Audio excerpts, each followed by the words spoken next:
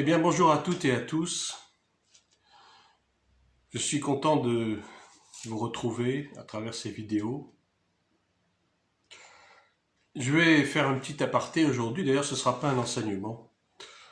Bon, je suis un petit peu, pas fatigué, mais enfin, je crois qu'il y a un moment, il faut essayer de parler vrai. Et j'ai beaucoup de choses à dire aujourd'hui par rapport à ce qui se passe dans notre beau pays, qui malheureusement est en train de prendre l'eau. Je dirais dans les deux sens, au sens propre et en sens figuré, avec toutes ces inondations, toutes ces catastrophes qui défrayent la chronique. Et il faut dire aussi tous ces malheurs qui s'abattent sur la France. Ces gens qui ont perdu leurs biens, qui ont perdu leurs boutiques, qui ont perdu leurs maisons. C'est dramatique pour eux et vraiment on ne peut que déplorer cette situation.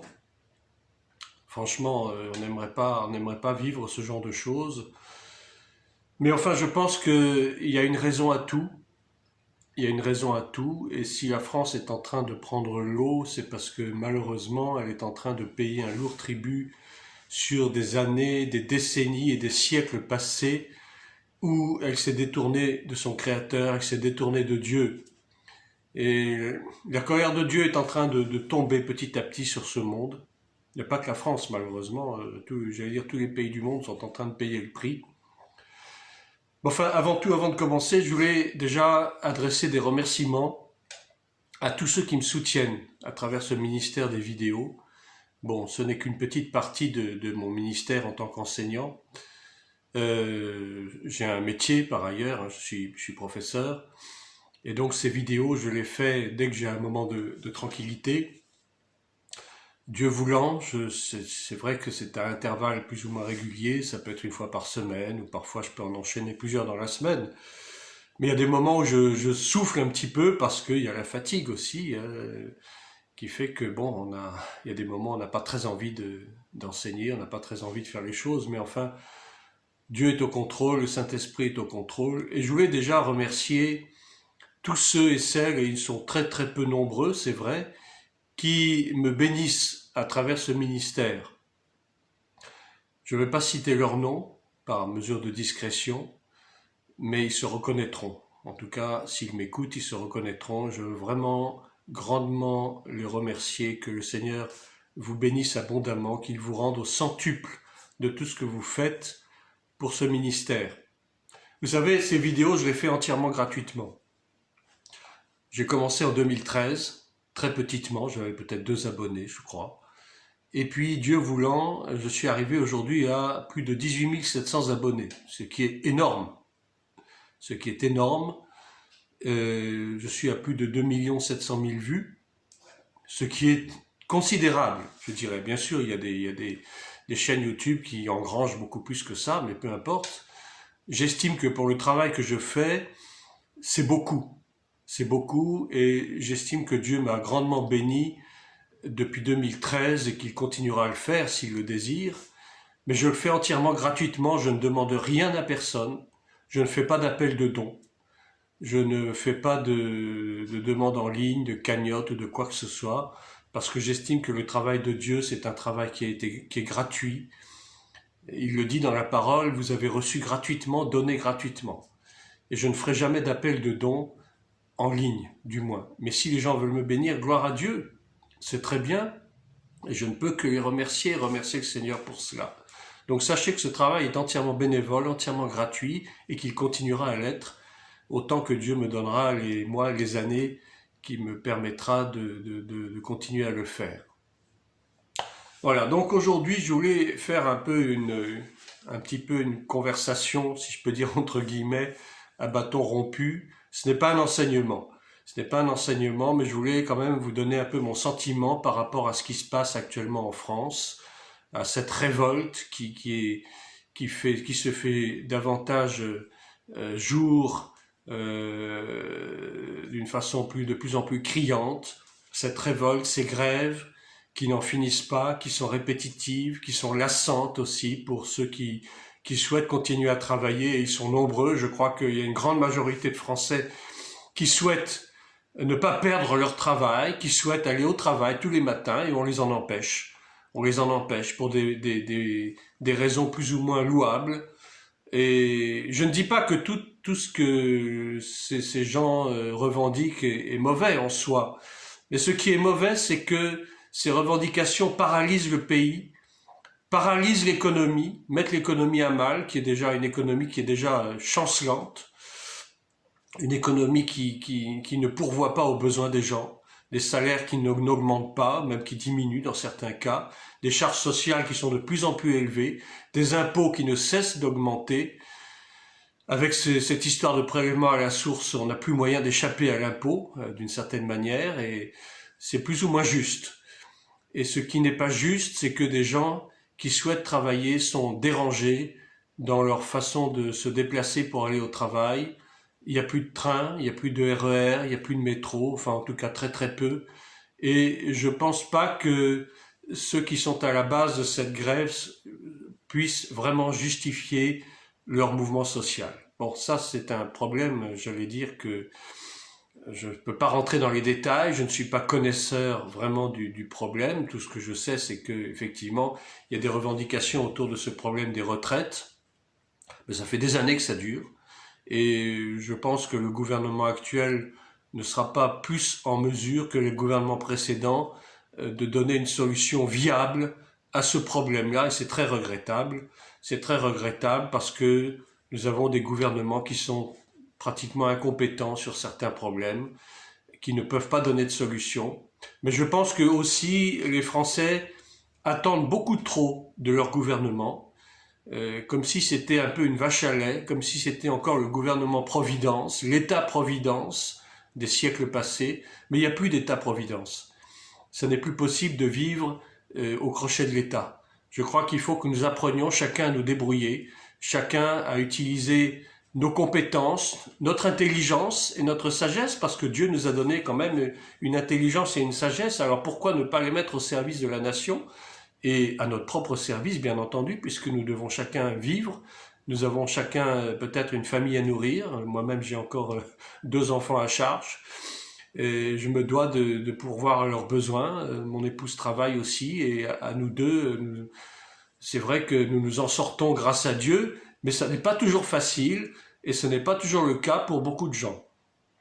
Donc je pense que ces revendications peuvent être justifiées d'un certain côté, et d'un autre côté, il n'est pas normal d'utiliser ces grèves comme moyen de pression sur un gouvernement qui finalement ne donnera pas de solution. J'en suis pratiquement intimement persuadé. Il y aura pas, je pense qu'il n'y aura aucun répondant de ce point de vue-là, que la grève risque de s'éterniser sur des semaines, peut-être même des mois, et qu'au moment des fêtes, c'est très mal vu de pénaliser les gens de cette façon-là.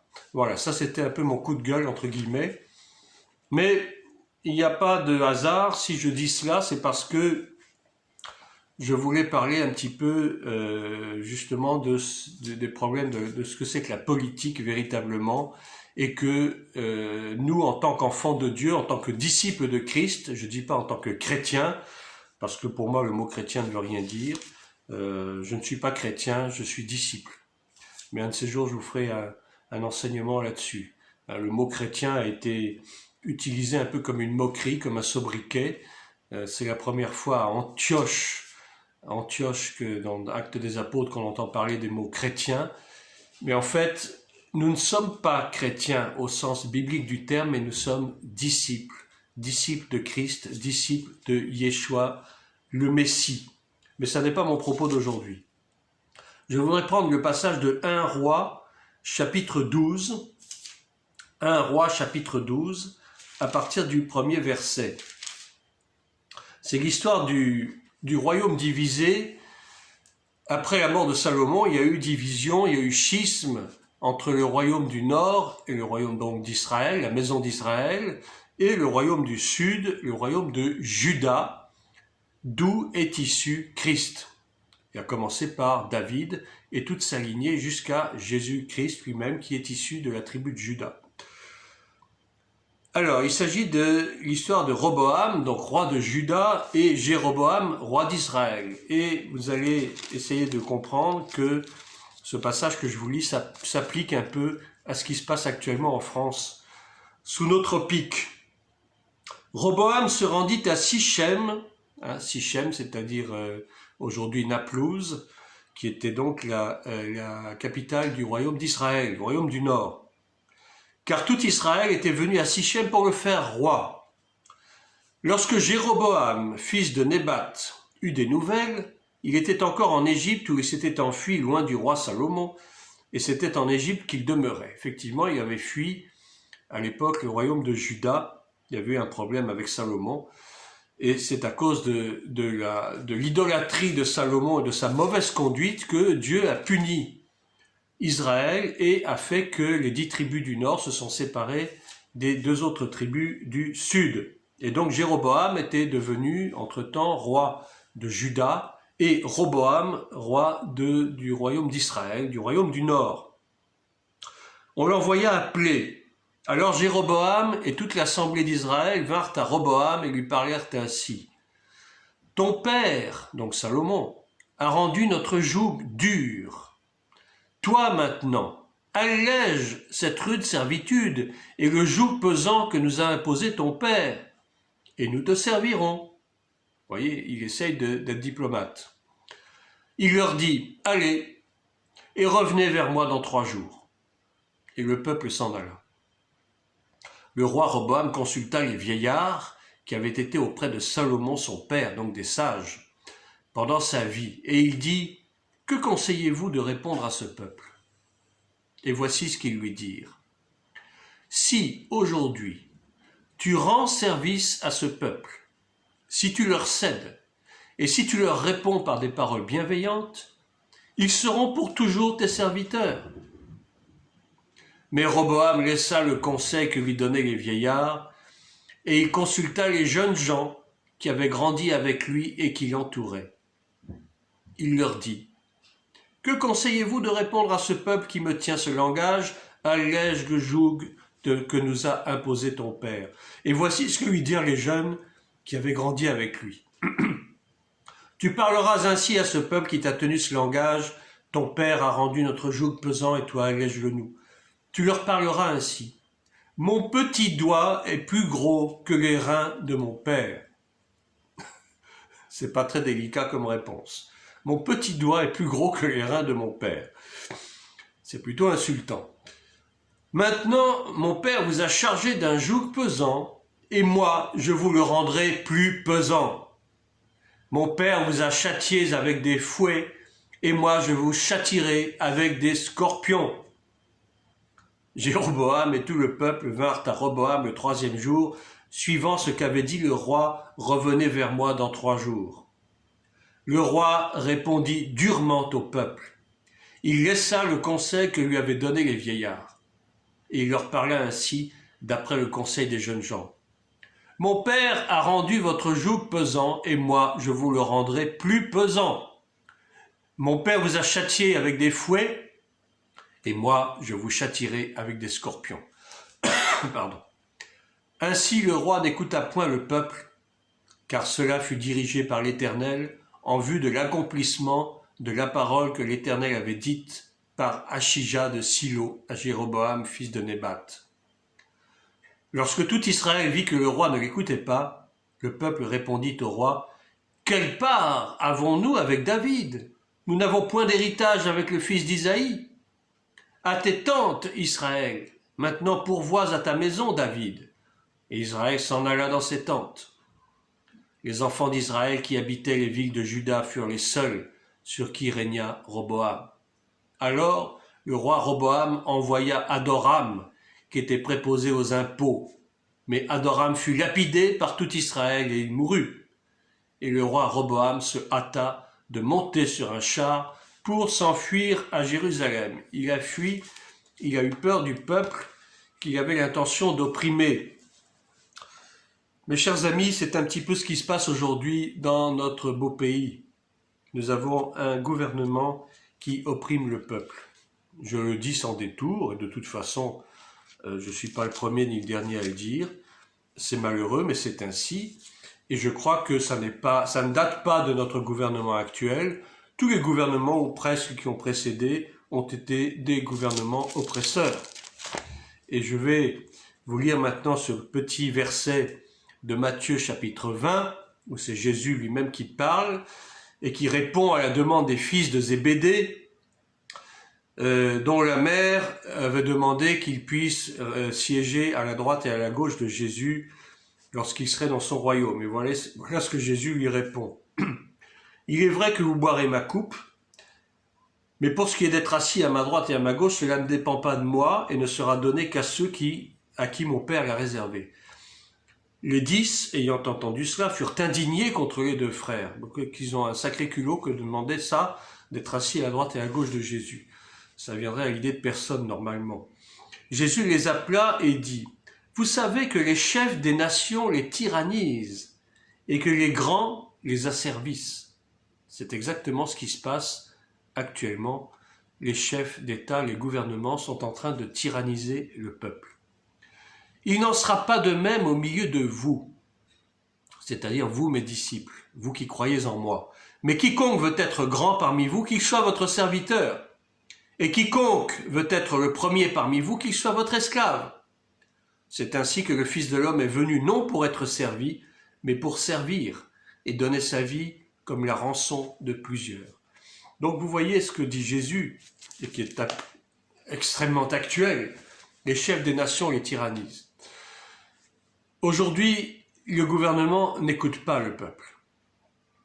Le gouvernement préfère écouter les conseils des jeunes qui ne connaissent rien à rien, qui n'ont jamais siégé aux côtés des chefs d'État, qui ne connaissent rien à la politique, qui ne connaissent rien aux problèmes sociaux et qui ne sont là que pour donner de mauvais conseils. Oui, continue à opprimer le peuple, continue à ne pas lui répondre, de toute façon il ne faut pas céder devant quoi que ce soit, et puis les choses iront comme elles iront. Tu dois accomplir ton programme, le programme pour lequel tu as été élu, hein, le programme pour lequel ceux qui t'ont nommé, ceux qui t'ont élu t'ont mis au pouvoir. Continue à faire ce que tu as à faire, ne t'occupe pas, va à Londres discuter avec Donald Trump à propos de l'OTAN, qui est en état de mort cérébrale, mais ne t'occupe pas de ce qui se passe dans la rue actuellement, et c'est exactement ce qui est en train de se dérouler sous nos yeux. Le gouvernement n'a aucune intention de mettre un terme à cette révolte de la rue. Le gouvernement n'a aucune intention d'alléger la charge du peuple. Alors vous me direz, oui, mais les gens se révoltent, c'est pas bien, effectivement. Oui, c'est vrai que la rébellion est une mauvaise chose. La rébellion est condamnable, parce que c'est Dieu qui a institué les autorités. C'est l'Éternel Dieu qui a institué les pouvoirs, les dominations terrestres, je veux dire. Toute autorité vient de Dieu, nous dit Romains 13, et que celui qui se rebelle contre l'autorité se rebelle contre Dieu. Donc vous voyez que cette rébellion, c'est une arme à double tranchant. C'est une arme contre le gouvernement, mais qui, je vous le dis en clair, n'aura pas grande efficacité, ou n'aura même aucune efficacité. Et c'est une arme aussi contre ceux qui la brandissent, c'est-à-dire contre ceux qui se révoltent contre le gouvernement, parce que ça va fatalement se retourner contre eux, d'une manière ou d'une autre. D'abord, ils risquent à 98% de ne rien obtenir de ce qu'ils réclament, ce qui va d'ailleurs peut-être aggraver les choses. Ou alors, si le gouvernement accepte de répondre sur certains points comme il l'a fait par le passé, ce sera un peu pour apaiser les choses, mais la révolte reviendra de toute façon tôt ou tard, parce que ce qui sera accepté dans un temps, le gouvernement va peut-être accepter de reculer pour un temps pour certains petits points de détail afin d'apaiser la révolte, mais ça n'ira pas plus loin, et tôt ou tard les choses reprendront de plus belle et iront en s'aggravant. De toute façon, mes chers amis, ne nous faisons pas d'illusions, les choses n'iront pas en s'améliorant. Tout cela parce que c'est le plan de Dieu. C'est le plan de Dieu que dans les nations, il y ait des révoltes, il y ait des révolutions. C'est le plan de Dieu parce que les nations se sont détournées de Dieu. Et Dieu utilise M. Macron pour châtier la France. Et oui, je sais que beaucoup vont frémir en entendant ce que je vous dis, mais c'est la vérité. Vous savez, Dieu utilise des hommes et des femmes pour accomplir ses desseins. Et cette nation qui se disait fille aînée de l'Église, qui a oublié, qui a même renié ses racines judéo-chrétiennes, est en train de payer un lourd tribut à cet abandon du Dieu Tout-Puissant, de l'éternel Dieu, dont elle se réclamait la fille. Depuis des temps anciens, depuis le haut Moyen-Âge, où la nation était chrétienne. La nation était chrétienne. Bon, vous me direz, oui, c'était essentiellement catholique. C'est vrai que le catholicisme a joué un rôle non négligeable, hein, puisque finalement c'est l'Église catholique qui gouvernait les nations européennes. On peut dire ça comme ça, mais qu'aujourd'hui, elle continue à gouverner les nations, mais sous couvert. Le Vatican continue à gouverner les nations par les jésuites. Les jésuites s'infiltrent dans les gouvernements, les jésuites s'infiltrent dans les services secrets. Hitler avait à sa solde des généraux, des officiers qui étaient pour la plupart d'entre eux des anciens jésuites et qui utilisaient la manière des jésuites, c'est-à-dire la façon de s'infiltrer, la façon de se faire caméléon, c'est-à-dire de se faire païen avec les païens, juif avec les juifs, comme dit l'apôtre Paul. Tout cela, c'est mûrement calculé. Mais c'est Dieu qui veut ça, c'est le plan de Dieu. Parce qu'on s'est détourné de Dieu. Et donc Dieu fait surgir sa colère maintenant. Peut-être qu'on ne se rend pas bien compte de cette chose-là.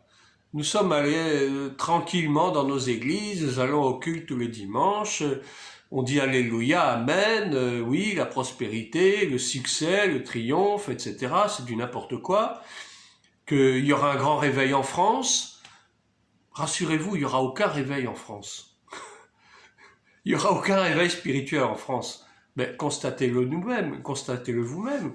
Quel réveil spirituel y a-t-il en France actuellement? Les églises font des pieds et des mains pour proclamer le réveil spirituel. Il n'y a pas de réveil. Le réveil, le véritable réveil, il aura lieu pendant le millénium, au moment où Jésus lui-même va régner sur le monde. Mais en attendant, il n'y a aucun réveil à espérer.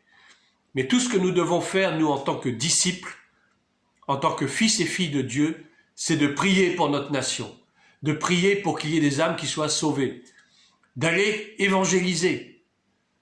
C'est déjà beaucoup de le faire. C'est déjà beaucoup de le faire, mais beaucoup même ne le font pas. Ils sont assis tranquillement sur leur chaise dans l'église, ils se contentent de dire Amen, Alléluia, ils se disent chrétiens, mais ils n'ont pas la moindre ombre de christianisme dans leur vie, ils continuent à vivre dans la débauche, dans le dérèglement, dans les convoitises de ce monde. Le monde est entré dans l'Église, alors que l'Église devrait être la lumière du monde, et c'est le monde qui devient la lumière de l'Église. Les pasteurs ne prêchent plus la vérité. Les pasteurs prêchent des choses qui sont agréables à entendre. Les prophètes, surtout les jeunes prophètes actuellement, il y en a qui sont bien. Je ne dis pas que tout le monde est à mettre dans le même panier. Je ne critique pas forcément tous les prophètes. Moi-même, je ne suis pas prophète. Je suis un simple enseignant. Mais j'essaie de faire mon travail aussi bien que je peux le faire et aussi honnêtement que je peux le faire. Certainement, je ne le fais pas forcément très très bien. Il y a des choses que je peux améliorer et je le ferai, par la grâce de Dieu. Mais aujourd'hui, la majorité des prophètes qui sont sur la place de l'Église chrétienne aujourd'hui dans le monde, et pas seulement en France, mais partout, ne prêchent la plupart du temps que des choses qui sont agréables à entendre. Oui, tu vas voyager, oui, tu auras un grand ministère, oui, ceci, oui, cela. Et tout ça, c'est du vent. C'est du vent.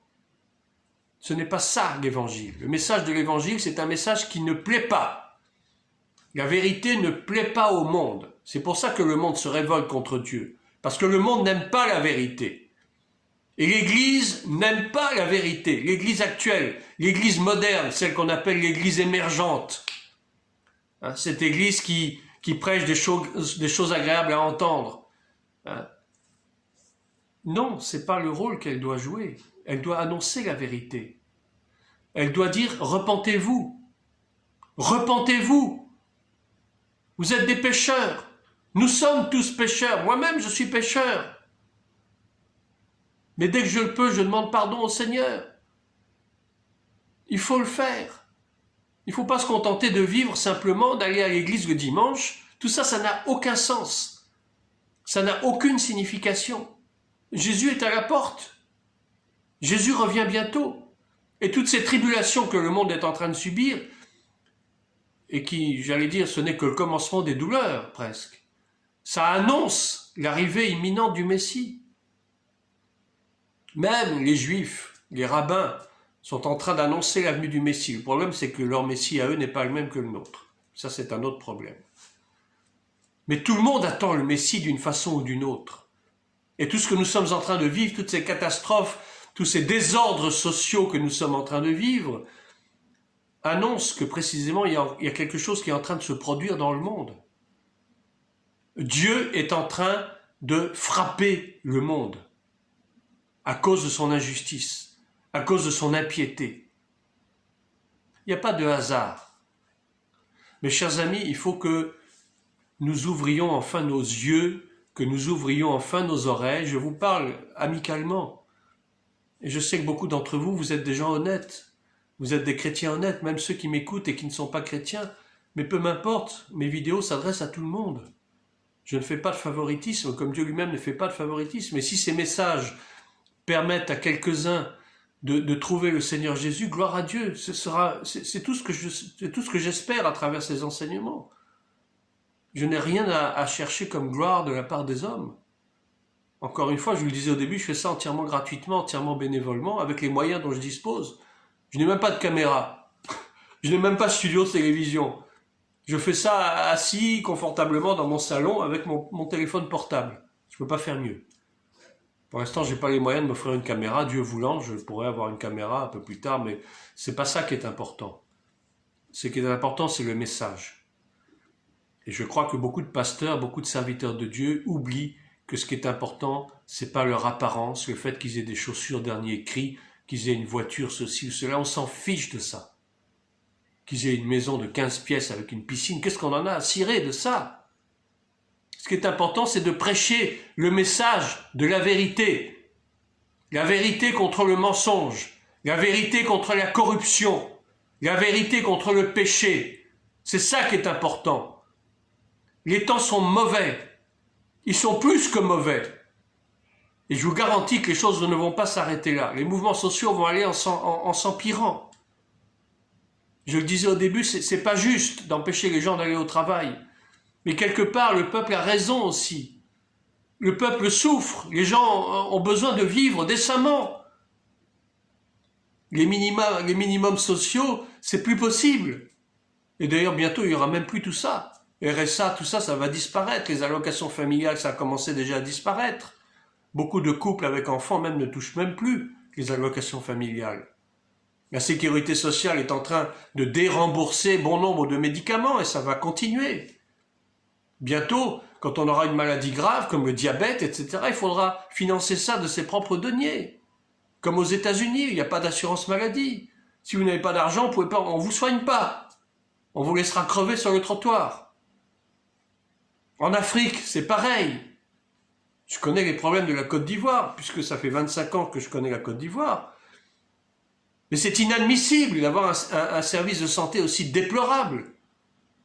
Une femme qui va accoucher, si elle n'allonge pas 100 000 francs CFA déjà, minimum, on va la laisser accoucher dans la rue. Comme un chien. C'est normal, des choses comme ça? Attendez, là, dans quel monde on vit? Mais justement, ça nous sert d'avertissement. C'est pour nous dire que ce monde qui est complètement en déroute, hein, toute cette convoitise de la France qui va faire la guerre au Sahel, pourquoi? Pour ramasser de l'uranium.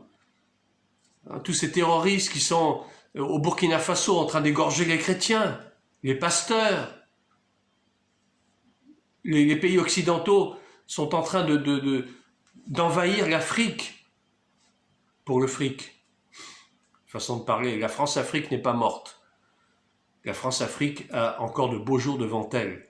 La France et les pays européens sont en train de piller, et les États-Unis aussi sont en train de piller l'Afrique au détriment de sa population, et ils les laissent tuer, massacrer, égorger par les groupuscules islamiques, qui eux-mêmes sont financés d'ailleurs par la plupart des nations occidentales, qui sont armés par les nations occidentales, parce que c'est voulu, c'est fait exprès. Il faut éradiquer la population pour pouvoir s'emparer des richesses des nations. C'est ça. Le but de la politique actuelle, c'est ça. Laisser crever de faim les gens et s'emparer des richesses de leur sous-sol auxquelles ils n'ont même pas droit, auxquelles ils ne pourront jamais toucher ne serait-ce qu'un centime. Le monde est dans la déroute totale. Le monde vit en marchant sur la tête. Les chefs des nations tyrannisent les nations pour lesquelles ils ont été élus. Il n'y a aucun gouvernement sur cette planète, peut-être un ou deux, je ne sais pas. Mais en tout cas, en Europe, je parle pour l'Europe parce que je ne sais pas trop ce qui se passe dans les autres nations, mais en tout cas en Europe, il n'y a aucun gouvernement qui gouverne véritablement pour son peuple. Ou alors, ils sont peut-être très peu nombreux. Les chefs des nations tyrannisent les peuples sur lesquels ils sont censés régner pour leur apporter le minimum auquel ils ont droit pour vivre décemment, c'est-à-dire avoir un travail, pouvoir nourrir leur famille, avoir un toit. Les loyers sont exorbitants en France, c'était épouvantable. Je ne parle pas des États-Unis où j'ai regardé une émission hier soir sur je ne sais plus quelle chaîne qui parle du fait qu'il y a de plus en plus de gens expulsés de leur logement parce que les loyers doublent en l'espace d'un an. Mais c'est inadmissible des choses comme ça. Les riches continuent à s'enrichir et les pauvres continuent à s'appauvrir pour pouvoir enrichir les riches. Qu'est-ce que ça veut dire ça? C'est révoltant et les gouvernements laissent faire. Les temps sont mauvais. Les temps sont très mauvais. Les temps seront de plus en plus mauvais. Alors oui, ce n'est pas un enseignement que je vous fais aujourd'hui, mais c'est... Je vous livre mon sentiment brut, tel qu'il est. Je suis révolté par tant d'injustice, mais je suis surtout révolté parce que l'Église ne fait pas son travail. L'Église ne prie même pas pour la nation. Rares sont les églises qui prient pour les nations, pour que au moins les familles soient épargnées, pour qu'il y ait au moins un semblant de justice dans cette nation. L'Église ne fait pas son travail, l'Église ne prêche pas la vérité. L'Église, au lieu de dire « repentez-vous », parce que c'est seulement à cause de la repentance que Dieu peut épargner son châtiment sur la nation. Regardez ce qui s'est passé. Jonas est allé prêcher à Ninive, la nation s'est repentie, le roi même a pris le sac et la cendre, jusqu'au bétail. Et Dieu s'est repenti de vouloir du mal à Ninive, il a épargné son châtiment à Ninive. Et ça peut être la même chose pour la France. Dieu peut épargner la France. Dieu peut susciter des hommes et des femmes en France qui vont dire arrêtez là, arrêtez ces lois stupides sur le mariage pour tous, sur toutes ces choses, sur l'avortement, sur la GPA, sur je ne sais quoi. Arrêtez ces lois iniques qui sont en train de plomber le pays, de le plonger dans les choses affreuses. Arrêtez ça. Mais non, est-ce qu'il y a encore un chrétien qui va se lever pour prier pour son pays? Est-ce que ça existe encore? Moi-même, je le fais autant que je peux le faire. Je sais qu'il y en a qui le font. Je ne jette la pierre à personne, je ne juge personne. Mais l'Église, je dis l'Église en général, je ne parle pas des églises locales, l'Église doit se lever pour cette nation. Il n'y aura pas de réveil dans la nation, c'est vrai, mais l'Église doit se lever pour parler au gouvernement, pour parler aux chefs d'État, pour parler aux ministres, leur dire arrêtez ça, regardez dans quel état vous mettez notre pays. Écoutez au moins les conseils des sages. La sagesse n'est pas l'apanage forcément des personnes âgées. Vous savez, moi j'ai 60 ans. J'ai acquis une certaine sagesse, peut-être à cause de mon expérience, je ne sais pas. Mais la sagesse n'est pas une question d'âge. Un enfant de 5 ans peut avoir en lui la sagesse de Dieu. Un enfant de 5 ans peut parler à un adulte pour lui dire ce que tu fais, c'est pas bien.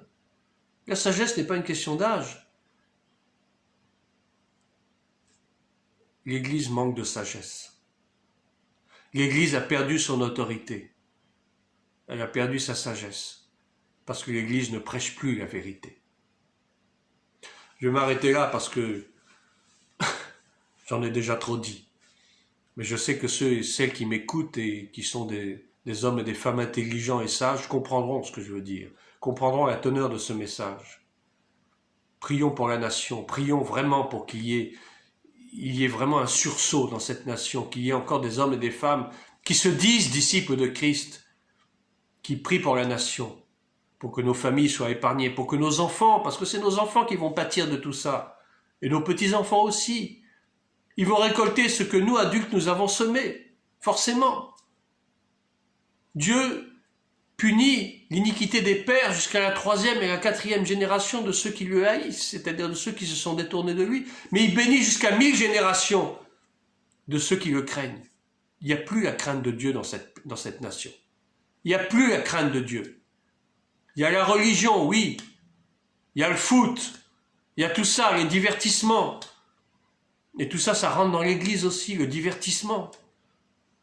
On se divertit, alors on crée des spectacles, on fait des choses, mais qui n'ont rien à voir avec la parole de Dieu. C'est plus possible. Il faut vraiment revenir aux anciens fondements. Les anciens fondements, c'est quoi? C'est ça, c'est la parole de Dieu. C'est tout. C'est la loi. La loi. Jésus n'est pas venu pour abolir la loi. Il l'a dit lui-même. Je ne suis pas venu pour abolir la loi, mais pour l'accomplir. C'est-à-dire pour qu'elle soit supportable et applicable par tous. C'est tout ce que ça veut dire. Mais il n'est pas venu l'abolir. Il n'y a pas un seul iota de la loi qui ne sera effacé jusqu'à ce que le ciel et la terre passent. Je ne sais pas si c'est difficile à comprendre. On n'est plus sous la loi, on est sous la grâce, on peut faire ce qu'on veut. Oui, bien sûr, mais regardez l'état dans lequel on se trouve. Regardez l'état de l'Église aujourd'hui qui a aboli la loi elle-même. Les gouvernements n'appliquent pas la loi parce que les gouvernements n'ont pas la crainte de Dieu. On est gouverné par des gens qui sont dans des loges, la franc-maçonnerie, etc. C'est des gens qui n'ont pas la crainte de Dieu. Ils parlent de Dieu, mais ils ne savent pas qui est Dieu. Le vrai Dieu créateur, non pas le grand architecte de l'univers, toutes ces fariboles. Tout ça, c'est du n'importe quoi. Mais ils n'ont plus la crainte de Dieu. Le vrai Dieu, celui qui a créé les cieux, la terre, la mer et tout ce qui s'y trouve, ils n'ont plus cette crainte-là. Mais ils gouvernent pour eux-mêmes, pour assurer leur propre retraite, pour assurer leur avenir, un avenir rose, pour avoir une nouvelle jeunesse, n'est-ce pas? Vous avez des vieux de 90 ans et plus, les Kissinger, tous ces gens-là, tous ces gens qui tiennent le monde avec leur richesse, les George Soros, tous ces gens-là, qui sont multimilliardaires, les Rockefeller, les Rothschild, etc., les multimilliardaires qui détiennent la richesse, 98% de la richesse mondiale est entre leurs mains, et c'est eux qui font et qui défendent les gouvernements. Je ne sais pas si vous le saviez, mais je vous le dis aujourd'hui. Ils ne s'en cachent même pas. C'est eux qui fomentent les révoltes. Les Gilets jaunes, ça a été financé par George Soros. Qu'est-ce que vous ne savez pas? Toutes les révolutions ont été financées par les loges maçonniques. La Révolution française a été financée et organisée par la franc-maçonnerie, qui est née en Angleterre. La franc-maçonnerie, si vous ne le savez pas, je vous le dis aujourd'hui, elle a été fondée par des protestants, par des pasteurs protestants. Et aujourd'hui, l'Église protestante de France est noyautée par la franc-maçonnerie. Je ne sais pas si vous le savez, mais je vous le dis, et je m'en fiche. Mettez-moi en prison si vous voulez, ça m'est complètement égal. Je dirai la vérité, je maintiens la vérité, que ça vous plaise ou non. L'évangile de Jésus-Christ doit être prêché dans toute sa force, dans toute sa plénitude. Il n'y a pas un iota qui doit être enlevé de cette parole, parce que cette parole est la seule vérité qui compte. La vérité des hommes ne compte pas. La vérité des gouvernements ne compte pas. Tout ça, c'est du bluff. La politique, c'est un jeu de dupes. La politique, c'est l'art du mensonge. C'est l'art de la dissimulation. Je dis tout le temps, la politique et la diplomatie, c'est l'art du mensonge. C'est l'art du faux semblant. C'est pour apaiser les gens, c'est pour les caresser dans le sens du poil, c'est pour leur graisser la patte, c'est de la corruption. La politique et la corruption font bon ménage aujourd'hui. Et ce n'est pas nouveau, malheureusement. Ça dure depuis des décennies. Politique égale corruption. La politique, qu'est-ce que c'est au départ? Il faut quand même connaître l'étymologie des mots. Politique, ça vient du grec polis, qui veut dire la ville. La politique, c'est s'occuper des affaires de la ville. Or, aujourd'hui, la politique, c'est quoi? C'est des endroits où on se tape dessus, on se critique, on se crache dessus, on s'insulte. C'est devenu des tribunaux publics. La politique maintenant, c'est marcher sur les plates-bandes de l'autre. La politique aujourd'hui, c'est tirer à boulet rouge sur celui qui n'est pas de votre avis. C'est ça la politique. Mais elle a perdu son sens. C'est comme la démocratie. La démocratie, ça n'existe pas. Et ça n'a jamais existé d'ailleurs. La démocratie, c'est quoi? C'est un concept qui vient de la culture grecque, effectivement. Démos, le peuple. Kratos, la force du peuple. Mais le peuple aujourd'hui, il a quelle force? La force de la rébellion, la force de la révolte qui va se retourner fatalement contre lui. Une fois de plus, je ne dis pas que ces revendications ne sont pas justes. Quelque part, je suis d'accord que le gouvernement nous opprime, que le gouvernement nous prive de nos avantages, de ce à quoi nous avons droit pour vivre au moins décemment. Mais je dis la révolte n'a rien de bon. La révolte ne produira aucun fruit. Il vaut mieux prier, il vaut mieux se retirer dans sa chambre et intercéder.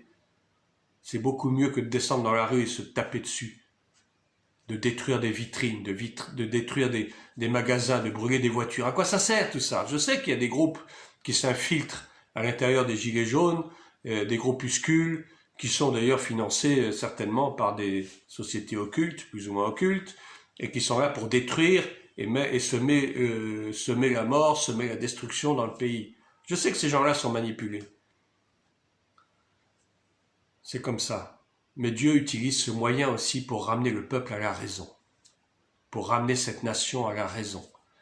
Et la raison, c'est quoi? C'est de croire à la parole de Dieu, de se repentir, de demander au Seigneur de venir gouverner cette nation. De venir donner un peu de sagesse à ces gens qui nous gouvernent, qui sont censés nous gouverner, et qui ne nous gouvernent en fait rien du tout. Je vais m'arrêter là parce que sinon ça risque d'aller beaucoup plus loin. Je ne veux pas non plus me mettre en colère inutilement. Et je tenais à cette, j'allais dire, conversation entre guillemets, qui est un monologue en fait, oui je sais. Je sais que beaucoup me comprennent. Et ceux qui ne me comprennent pas, bah tant pis. Hein. Vous avez le droit de ne pas me comprendre, vous avez le droit de ne pas m'approuver, vous avez le droit même de me censurer si vous le voulez. Peu m'importe, je dis la vérité selon ce que la Bible me dit. Maintenant, à chacun d'accepter ou de ne pas accepter. Que Dieu vous bénisse. Essayons de passer quand même des journées pas trop moroses, malgré les événements, malgré les bouchons, les embouteillages, l'absence de transport. Moi-même, j'ai des problèmes parce que beaucoup de mes cours sont annulés, parce que les élèves ne peuvent pas venir en cours. Et c'est assez dramatique, parce que tout ça, ça jette sur le discrédit sur cette nation. Je vais vous dire, la France, c'est probablement le seul pays d'Europe où il y a autant de grèves, où il y a autant de manifestations, où il y a autant de rébellions. Je pense qu'on devrait beaucoup réfléchir à ça. Soyez bénis et à une prochaine fois.